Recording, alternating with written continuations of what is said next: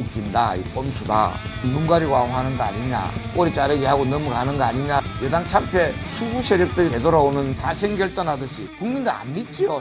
국토부나 환경부 공무원, 지자체 공무원들, 국회의원들만이 아니라 지방의원들 다 해야 된다. 농지의 편법 취득 다 무효입니다. 결과적으로 아마 한수가 될 수 있지 않겠느냐. 서울 입법을 통해서라도 징벌적 처벌, 유상매입, 유상분배, 진짜 전신 마취해서 전면 수술하는 방식으로 노무현 정부 시절에 3만 명 가까이 쌀 집불금을 부정 수령했다. 토건 삽질 예산 대폭 줄여가지고요. 그 돈으로 복지 예산 만들자. 박서군 TV. 안녕하십니까. 박서군 TV입니다. 사회를 맡게 된 저는 한국진보연대에서 대변인을 하고 있는 한선범이라고 합니다. 오늘 저희 한국진보연대 박서군 대표님을 모시고 앞으로 여러 주요 현안들, 우리 사회의 중요한 문제들, 이런 부분들에 대해서 이야기를 나눠보는 시간을 가지려고 합니다. LH공사의 직원들이 이름도 숨기지 않고 자기 이름으로 투기를 할 정도로 이렇게 일반화돼 가지고 만성화돼 버렸다. 또 뭐 정부 합동조사에서 7명이 더 확인돼가 수명이라고 하지만 빙산일각이다. 차명 거래했던 이런 사항까지 포함하면 아주 뭐 부지기수로 많을 거다. 빙산의 일각이 드러난 거다. 근데 이번에 드러난 이 빙산의 일각을 계기로 해서 이 부동산 투기사에 근본적으로 혁파하는 그런 사회적 논의가 조직돼야 된다. 이렇게 박서군 TV. 대통령이, 총리니, 의원들이 할 거 없이 전부 이제 철저한 조사를 주문을 하고 있습니다. 일각에서는 현재 정부의 조사가 이게 차명 거래를 밝힐 수 없는 거 아니냐, 이런 지적들이 나오고 있는데요. 이 촛불 정부라고 하는 문재인 정부의 사태 대처 능력이 여실히 드러났다고 봅니다. 모든 국민들이 보고 웃었지요. 웃긴다, 이 꼼수다. 그리고 전 눈 가리고 하는 거 아니냐. 국민들은 자주하고 있는 상황이다. 그 서울 부산 보궐선거에서 거의 볼 것도 없이 여당이 참패하는 아마 그런 그림으로 가지 않겠느냐. 여당 참패 뭐 당연히 제대로 실적을 못 냈으니까 그럴 수 있다고 생각하는데, 수구 세력들이 다시 이 되돌아오는 시작이 되니까 이래저래 우리 서민들은 걱정이 되고 있는 상황 아니냐. 이 지금 촛불 정부 민주당 망하려고 작정한 거 아니냐. 국민들 마음을 몰라도 너무 모르는 민초들은 죽으라 하고 있는 상황에서 말이 안 된다, 이렇게 봅니다. 총리가 말하기로는 사생결단하듯이 수사하자, 조사하고 진상을 밝혀낸다, 뭐 이렇게 이야기하는데요. 국민들 안 믿지요. 사생결단 뭐 말만 뻥까고 있는 수준이지.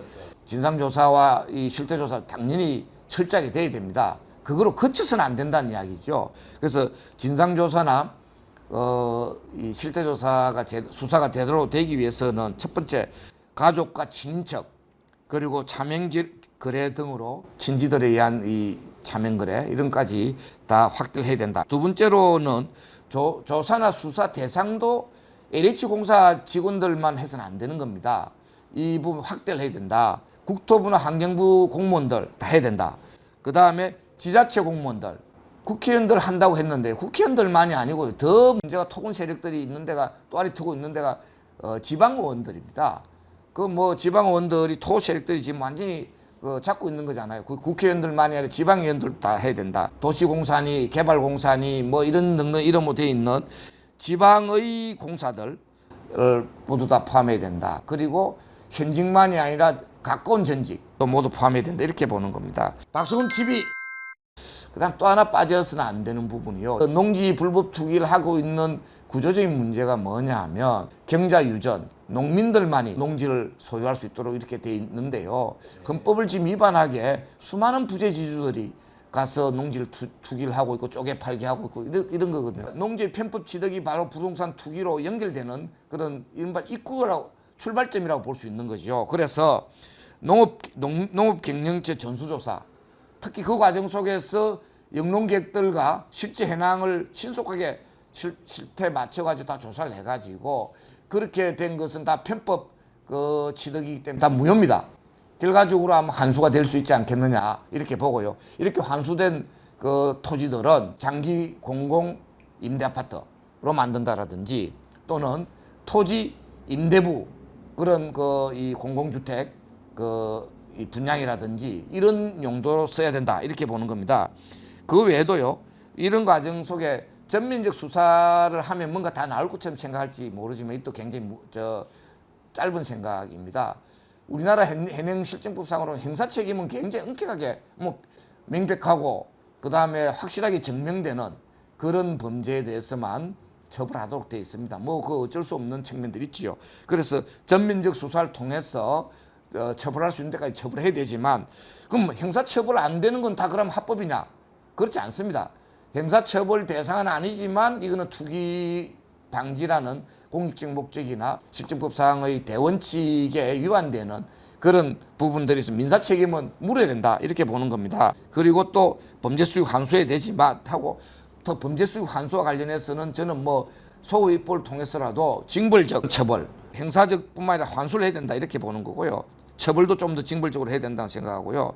그 다음에 문제는 범죄로 처벌할 수 없는 투기이익 환수. 이 문제들은 사회적 공론화 과정을 거쳐서 국민적 합의를 통해서 아마 제대로 환수를 해야 된다 이렇게 생각합니다. 예. 박수근 TV.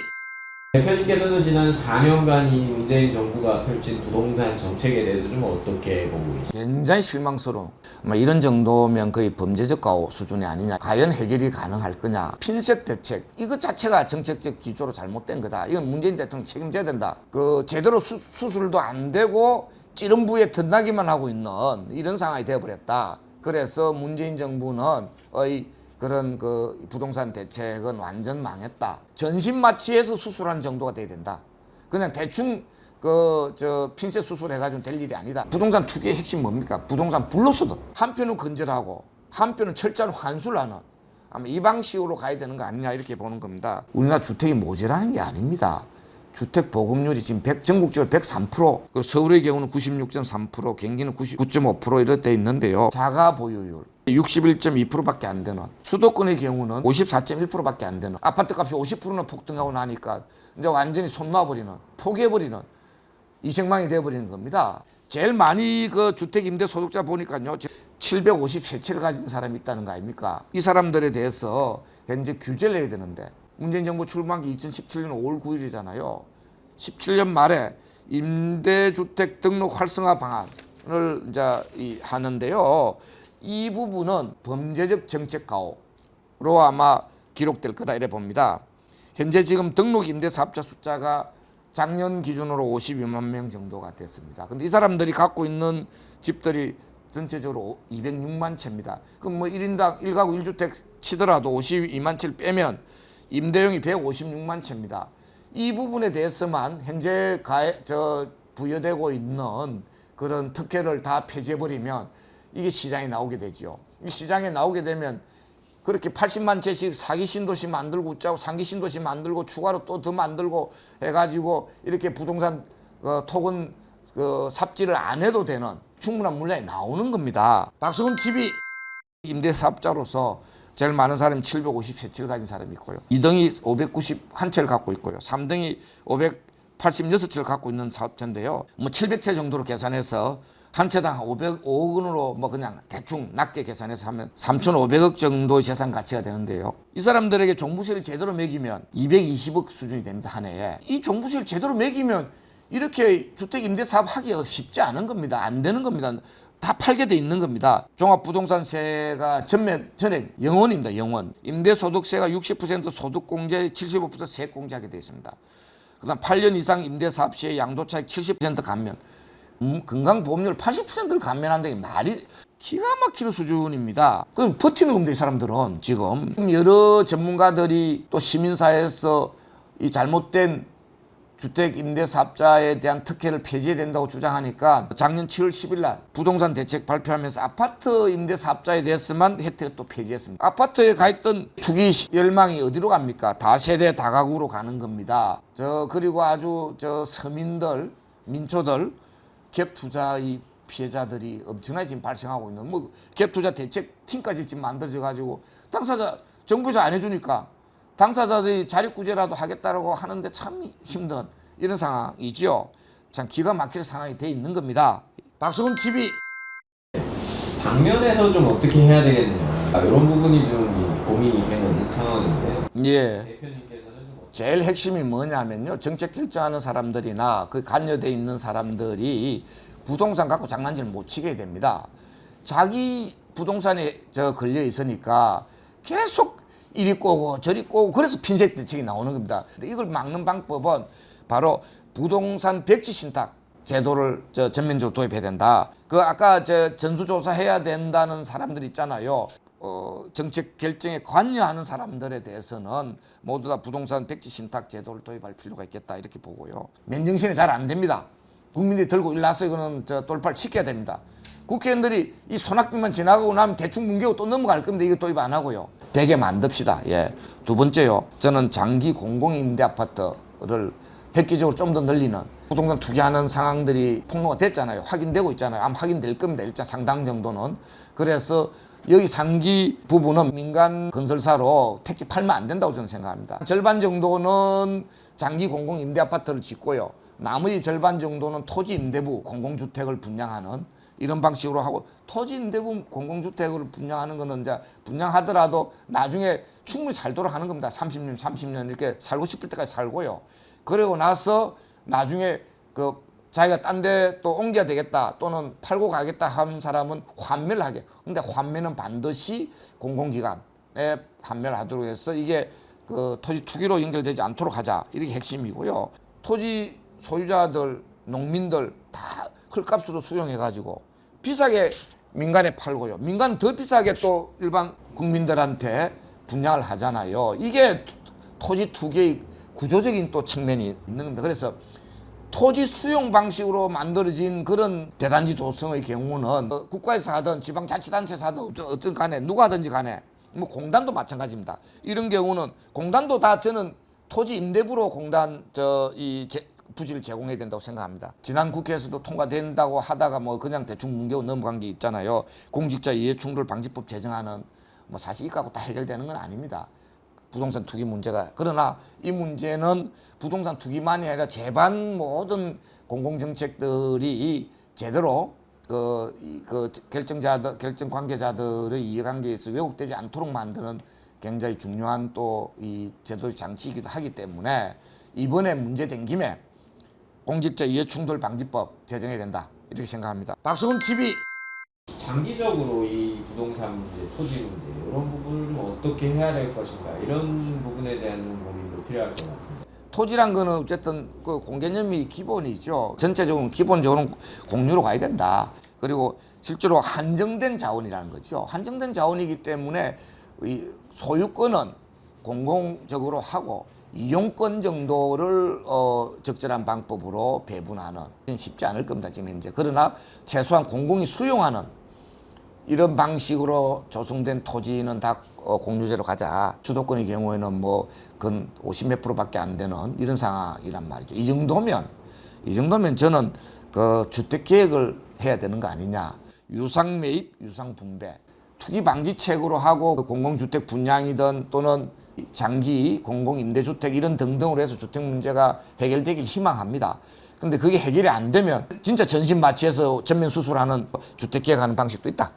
그런까지 우리가 지금 논의해야 될 시점에 왔다. 이만큼 심각하다 이렇게 보는 겁니다. 박수근 TV. 이 부재 농지 문제가 굉장히 심각합니다. 노무현 정부 시절에 3만 명 가까이 쌀 집불금을 부정 수령했다라고 신고했는데 제대로 처벌도 안 하고 뭐 대충 또 제도 개선도 안 하고 넘어갔습니다. 농민도 아니면서 지금 소유하고 있는 사람들이 부지기수라는 거지요. 그래서 이거는 헌법상의 경자유전 원칙이 위반되는, 그래서 부재 농지에 대한 공공적 환수와 공공적 보유 방안에 대해서 적극적으로 정책이 추진돼야 된다 이렇게 보고요. 토지 임대부 분양 이런 방식으로 해서 재벌들이나 기업들이 생산적인 활동을 통해서 이윤을 축적하는 보다는 부동산 투기적 그런 방법으로 이 이윤을 축적하려고 하는 이런 부분들을 좀 차단할 필요가 있다 이렇게 봅니다. 박수근 TV. 정치권들이 선거를 앞두고 그냥 허겁지겁 토건 삽질해가지고 뭔가 흥청망청해서 지지를 얻으려고 하는 작태들이 벌어지고 있지 않습니까? 토건 삽질 예산 대폭 줄여가지고요. 그 돈으로 복지 예산 만들자. 정세도 해야 되고요. 토건 삽질 예산을 최소한으로 획기적으로 줄였어요. 뭐 절반 이하로 줄여야 된다고 생각합니다. 저는요.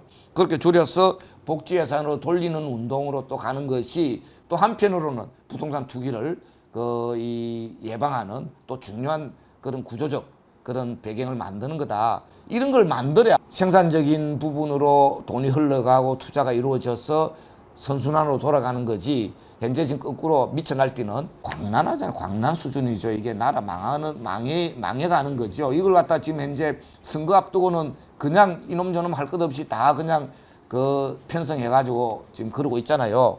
이 부분 획파해야 된다 이렇게 생각합니다.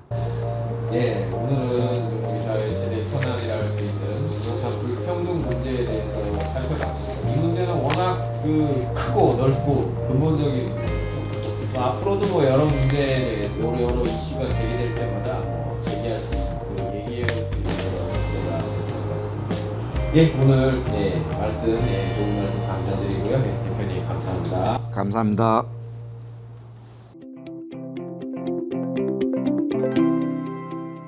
박수근 TV